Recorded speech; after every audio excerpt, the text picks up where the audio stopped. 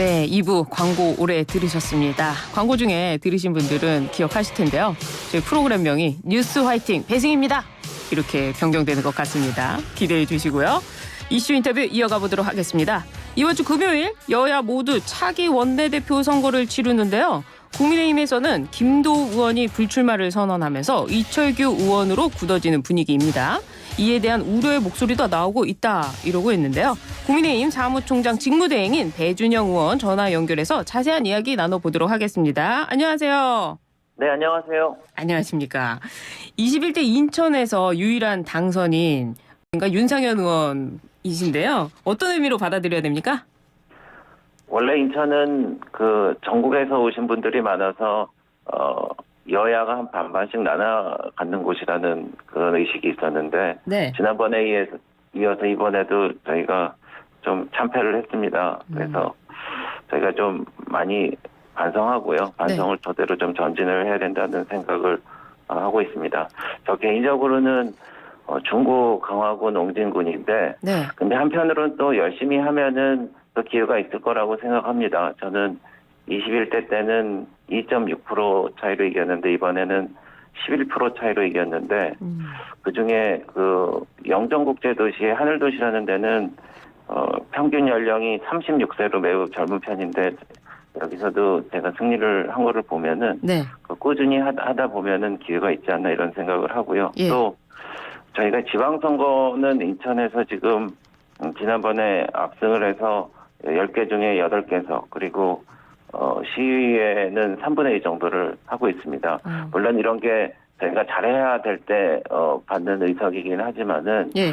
이번에 좀 반성을 많이 하고 인천을 좀 새롭게 국민들께 시민들께 사랑받는 곳으로 바꾸려고 노력하겠습니다. 열심히 하면 할 수 있다 이런 입장이 있네요. 네, 네. 알겠습니다. 사실 이렇게 참패로 어려운 상황이 됐는데요. 그런 가운데도 당의 중책을 맡게 되셨어요. 어떤 각오로 맡게 되셨습니까?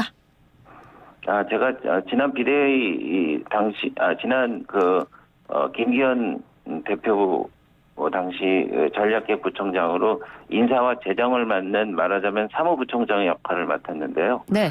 이번에 그 사무총장 부재로 인해서 제가 좀 맡게 됐습니다. 그래서 제일 중요한 거는 저희가 이 참패를 싣고 새로운 도약의 길로 나가야 되는데 그래서 그 가운데서 저희가 당선자, 낙선자, 당의 원로 그리고 토론회도 주최하고 총선 백서도 만들고 여러 가지 이제 조치를 지난 20여일간 다 해왔는데요. 그래서 당의 뜻과 국민의 어떤 의견들을 모아서 네. 당이 우리 수도권 민심도 되찾고 책임 있는 수권 정당으로 발돋움하기 위해서 노력하겠습니다. 그렇군요.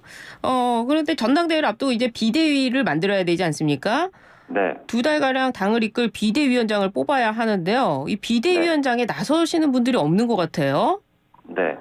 당내에서 좀 윤곽이 잡히고 있습니까? 네, 오늘 그 당선인 총회를 오전 9시 반에 하는데요. 네. 저희가 비대위원장을 인선을 하고 가려고 하고 있습니다. 당선인 총회에서요? 네네. 그래서 비대위원장을 인선하는 거는 당대표 권한대행의 권한이기도 하지만 예. 그동안에 뭐 여러 의견을 모았고 또 이제는 5월 3일 날 원내대표가 이제 선출되고 또 새로운 패러다임으로 바뀌기 때문에 예. 그 전에 비대위원장을 인선하고 비대위원을 구성을 해서 빨리 그 전당대회를 통해서 민주적인 정당성을 가진 당 대표부를 만들어서 우리가 사퇴 수습과 미래를 위해 전진한다 그런 계획을 갖고 있습니다. 당선인 총회에서 비대위원장을 인선한다면 그 의원들 중심으로 하게 되는 겁니까? 이제 꼭 의원이 아닐 수도 있고요. 예. 네, 저희가 여러 가지 가능성을 열어놓고 하는데 어쨌건 제일 중요한 것은 전당대회를 안정적으로 예. 이끌고 그 의견을 수렴을 해서 이제 새 지도부를 잘 뽑을 수 있는 그런 리더십이 있는 비대위원장과 비대위를 구성하는 겁니다. 현재 지금 윤재호 원내대표 대 윤재호 원내대표가 비대위원장을 맡을 가능성은 아예 없는 겁니까? 그래서 지난번에도 사양을 하셨고요. 예. 네. 그리고 또 이제 새로운 22대로 가는 그런 준비를 하는 과정에 있기 때문에 네, 그래서 뭐 그렇게 되지는 않을 것 같습니다. 이철규 의원 같은 경우에도 비대위원장을 맡을 가능성이 없나요? 이철규 의원 글쎄 이제 그걸 말씀하시려면 여러 가지 전제가 다 돼야 되는데 네. 예를 들어서 원내대표가 돼야 되고 네. 지금 비대위원장이 인선이 안 돼야 되고 또 본인이 그것을 스스로 지명해야 되고 뭐 3단계, 4단계 말하자면은 네, 가능성은 좀 가정을 전제로 하신 건데요. 글쎄요. 줄어든다. 저는 잘 모르겠습니다. 알겠습니다. 네, 네, 네. 그럼 지금 말씀이 나온 김에 원내대표에 대해서 원내대표 네. 지금 이철규 의원이 거의 단독으로 나오고 있는 상황이 되지 않았습니까? 네. 이철규 의원으로 쏠리는 겁니까? 글쎄 이제 저희가 등록을 하기에는 좀 시간이 있고요. 네.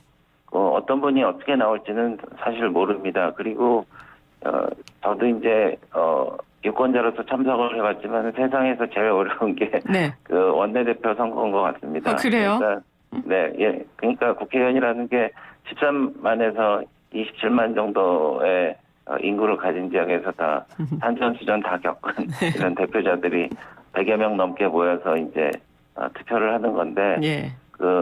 어떤 분이 더 유리할지, 어떤 분이 당에 도움이 될지, 뭐 이런 게 굉장한 그 변수가 많고요. 네. 그래서 마지막까지 이게 알 수가 없기 때문에 현재 누가 나설지 누가 될지는 좀 두고 봐야 될 것 같습니다. 그렇군요. 산전수전 다 겪어서 이게 속이 안 보이는군요. 알겠습니다. 그렇습니다. 그런 와중에요. 나경원 당선인이 윤 대통령과 만났고 또 이철규 의원이 중재했다 이러면서 나경원, 이철규, 연대설 이렇게 나오는데요. 두 분 다 네. 뭐 부인하기는 했습니다만 이런 네. 이야기가 나오는 거 어떻게 보십니까?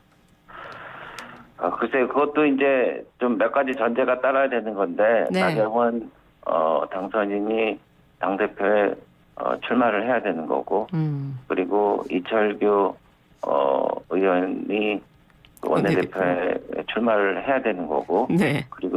그리고 두 분이 만나갖고 이렇게 뭐 서로 나눠갔다라는 합의를 봐야 된다는 뭐 이런 건데 네. 그래서 이제 보니까 그 두 분 다 나온다는 공식 선언을 하신 거는 아니죠? 예. 네. 아, 네. 그렇습니다. 그리고 두 번째는 네. 두 분 다 이제 언론을 통해서 그게 아니라고 했기 두 때문에. 분 다 부정을 하셨어요. 네. 그래서 다 부정하신 상황에서 그거를 이제 전제로 해서 제가 말씀드리기가 좀 어렵습니다. 알겠습니다. 네. 그러면 전당대회예요. 한동훈 네. 전 비대위원장이 나올 수도 있다. 이런 이야기가 네. 여의도에 파다하지 않습니까? 현장에 계시니까 어떻습니까? 한동훈 전 위원장께서는 정말 열심히 하셨어요. 네. 그리고 고생도 많이 하셨고 그리고 총선 결과를 오롯이 본인이 짊어지고 사퇴를 했단 말이죠. 네. 그리고 일각에서는 뭐 개헌선을 저지했다는 평가도 있습니다. 근데 이제 저도 정치도 해보고 선거에도 나와봤지만은 이게 사람들의 에너지의 총량이라는 게 있는 것 같아요. 에너지 총량. 예, 그래서 이 큰 선거를 치르고 하고 나면은 굉장히 마음도 아프고 몸도 힘듭니다. 예. 그리고 그래서 물론 뭐 그런 그 한동훈 위원장을 지지하거나 등판을 원하는 분들이 그런 얘기를 할 수는 있을지 모르겠는데 본인이 앞으로 단기간, 중장기간에 어떤 역할을 하실지는 저희는 좀 차분히 지켜보면 될 것 같습니다. 그렇군요. 알겠습니다. 이번에는 윤 대통령과 이재명 대표의 영수회담에 대해서 좀 여쭙도록 하겠습니다. 네. 윤석열 대통령과 이재명 대표가 오늘 오후 2시에 만나게 되는데요. 대통령과 야당의 협치, 이 시작으로 봐야 될까요? 네, 그렇죠. 여태까지 그 이재명 대표도 끊임없이 대통령을 만나자고 8번인가 9번인가 요청해 오셨고 네. 또 이제 대통령도 이제 여러 가지 당내외적으로 어려운 상황 아닙니까? 그리고 민주당의 협조 없이는 국정을 정상적으로 이끌어가기 대단히 어려운 상황이 됐습니다. 네. 그래서 서로 필요해서 만나는 거기 때문에 이제 만나갖고 또 좋은 결과를 도출하려고 노력을 할 거고요. 그래서 이번 회담은 뭐 두 명 다 성공하거나 두 명 다 실패하는 거기 때문에 두 명 다 성공하는 그런 방향으로 가야 된다고 생각을 하고 있습니다. 그런데 윤 대통령의 이런 소통 의지를 두고 긍정적인 평가도 있지만 야당에서는 진정성이 의심된다 이런 지적도 나오고 있는 상황이에요. 국민의힘에서는 어떻게 평가하세요? 글쎄 이제 그 진정성이라는 게 사람 마음을 얼마나 들여다보느냐 이런 건데 일단은 그 대통령이 이재명 대표를 보는 시각이 달라진 거 아니겠습니까? 네. 예전에는 뭐 범죄 피해자로 보는 시각도 있었지만은 지금은 국정의 파트너로 보기 때문에 만나는 거고요. 그리고 민주당에서도 지금 영수회담이라고 하지 않습니까? 네. 그리고 회담의 정례화라든지 이런 것도 기대를 갖고 있기 때문에 대통령 입장에서도 눈 가리고 아웅식으로 한 차례만 한다고 그래갖고 앞으로 대통령이가 3년이나 남아있고 그리고 지금 22대 국회는 앞으로 4년간 지속될 텐데 네. 그렇게 진정성 없게 다가가서 한 번 만난다고 해갖고 그 문제가 해결되지 않는다는 거는 대통령께서도 잘 알고 우리 모두 다 잘 알고 있는 그런 사실입니다. 진정성이 있는 것이다. 이렇게 평가해 네. 주셨고요.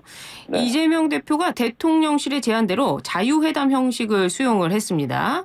이렇게 되면 야당의 선명한 입장이 좀 더 부각될 가능성도 있을까요? 아니면 대통령실의 제안이니까 대통령 쪽에 유리할까요?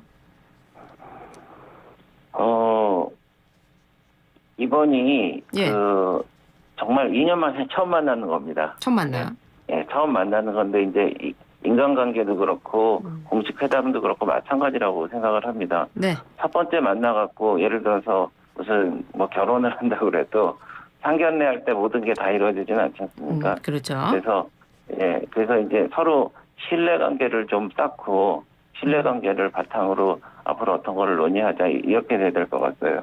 그런데 이제 민주당에서는 그간 굉장히 많은 이슈를 갖고 특히 그 공격적인 이슈죠. 그리고 예. 어떤 거는 그 대통령실에 직접 칼날을 겨눈 듯한 이슈를 갖고 정식 회담의 의제로 삼아서 끝장을 봐야 된다 이런 말씀도 하셨는데 사실은 민주당에서도 얘기가 나왔지만은 국정의 파트너가 되려고 그러면은 한 번만 만나면 되는 게 아니고요. 예. 정례화 해야 된다고 하지 않았습니까? 그렇죠. 그런데 이제 첫 번째 회담에서 그렇게 예를 들어 삭막한 분위기가 연출된다 그러면은 또 만나게 되겠습니까? 근데 이제 자꾸 만나게 되려고 그러면은 첫 번째 예. 만나서 정말 1시간이건 2시간이건 서로 신뢰관계를 쌓는 게 중요하기 때문에 그런 의제 선택이나 어떤 강도라든지 결과물에 대해서는 서로 좀 신중해야 되지 않을까. 그게 지속 가능성이 있지 않을까 봅니다. 예, 지속 가능성 말씀을 해주셨는데 이번 첫 영수 회담에서 나오는 의제를 가지고 정례화할 가능성이 있다 없다 이렇게 보시는군요. 네, 그래서 그 의료에 관련된 사안도 예. 지금은 사실 저도 지역구가 백령도까지 있기 때문에 그 인구 감소 지역에는 굉장히 의료 인력이 부족하거든요. 그러네요. 그래서 그런 거는 여야 할 거 없이 꼭 필요하다고 동의하는 입장인데 예. 민주당에서는 지금 꼭 몇 명이 필요하다 이런 얘기를 하셨는지 제 기억에는 없어요. 그래서 이 문제는 여야가 공히 같이 풀어나가야 될 문제인 것 같고요. 오늘 뭐 의제는 없을 수도 있지만은 연금이라든지 교육이라든지 이런 개혁 문제는 뭐 여야의 특별한 입장이 반영돼 갖고 이 정쟁화될 여지가 거의 없는 겁니다. 그래서 그런 부분에 있어서는 저희가 좀 차분히 손을 맞잡고 가야 되고 그리고 경제도 지금 민생이 중요하다고 하지 않습니까? 네. 그래서 수출이라든지 내수가 좀 늘어나서 이제 GDP 증가율이 우리가 예상치를 좀 뛰어넘기도 하고 이런 모멘텀을 좀 살려나가려고 그러면은 여러 가지 민생 문제에 있어서는 제가 적극적으로 그 손을 맞잡고 나가야 되지 않나 이렇게 생각합니다. 그런데 국민의힘이요 이번에 대통령실 그리고 민주당의 영수회담에 있어서 어떤 의제에 대해서는 입장이 좀 안 나왔다, 좀 존재감을 상실했다 이런 비판의 목소리도 나오고 있어요. 네. 국민의힘 입장 어떻게 보십니까? 네. 대통령과 그 민주당의 회담이기 때문에요. 그 대통령실이 앞장서고 저희는 보이지 않는 게 맞다고 생각을 합니다. 그리고 뭐 홍철호 정무수석이라든지 이런 분들은 저희 그 당 지도와 긴밀하게 이야기하고 있고 또 지난번에도 저희 그 만남을 통해 갖고 예. 협의하고 있고요. 그리고 정진석 비서실장이라든지 홍철호 정무수석 같은 분은 우리 당 출신 아닙니까? 그렇죠. 그리고 지난번에 잘 싸우셨지만은 낙선하신 분들이에요. 그래서 우리 당의 입장이라든지 우리 당이 살고 정부 여당이 어떻게 잘 살지는 너무나 잘 알고 계시는 분이기 때문에 네. 네, 저희가 그 정도로 말씀드리겠습니다. 알겠습니다. 이제 22대 국회 들어가실 텐데요. 의원님은 어떤 상임위를 가고 싶으세요? 그래서 제 지역구가 인천 면적의 3분의 2인데요. 네. 네, 공항과 항만이 있고 섬이 있고 뭐 경제 자유구역이 있고 상대적으로 이제 외곽 지역입니다. 예. 그래서 교통 문제, 특히 교통 인프라 문제, 주거 문제를 해결해야 되는데 그러기 위해서는 국토교통위에서 그런 문제를 다루면은 지역의 균형 발전을 위해서 또 도움이 되지 않을까 생각을 하고 있고요. 그래서 제가 뭐 그 영종의 고속도로 통행료 무료라든지 뭐 하여튼 그 전철역 신설이라든지 이런 문제를 이제 힘있게 끌고 나가려고 그러면은 그런 쪽도 제가 생각을 하고 있습니다. 교통이 알겠습니다. 지금 이번 인터뷰 감사합니다. 네네 감사합니다. 네, 지금까지 배준영 국민의힘 의원과 함께했습니다.